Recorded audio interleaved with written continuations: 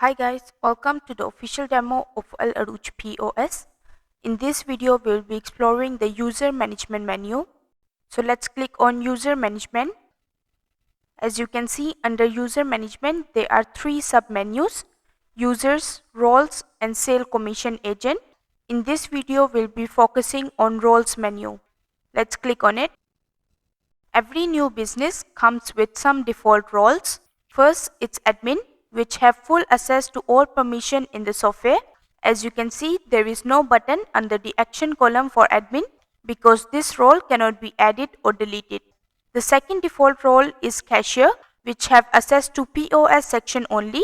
We will take a closer look at the cashier role permission in detail shortly. Now let's create a new role by clicking on add.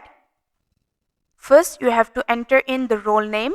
Below that, you will see the list of all permission that you can give to a role. To allow the permission, you can simply check the permission that is given to this role.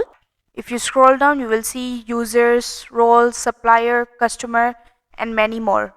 After all the permission that are given to this role are checked, you can scroll down and click on save to save this role. Now let's scroll up to add the role. Let's enter the role name. The role name is Inventory Officer. Now I will select all the permission that are given to this role.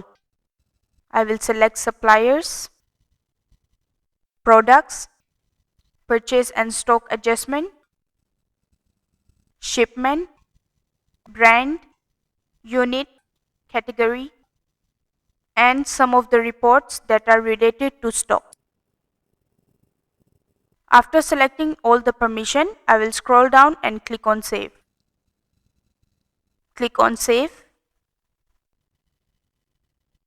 As you can see, a new role has already been added into the system. You can edit this role anytime. Now let's view the permission that are given to cashier role. Click on edit. Let's scroll down to see the permission.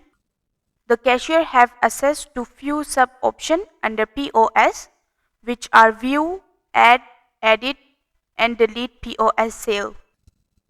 Other than that, cashier also have access to cash register with two sub options: view cash register and close cash register. If we scroll down, you will notice that the cashier have only access to two set of permission related to POS and cash register. Let's go back now. So that's it for today's video. You have just learned how to add roles in Alurooj POS. In our upcoming video, we will continue covering other menus under user management. So stay tuned. I will see you in the next video.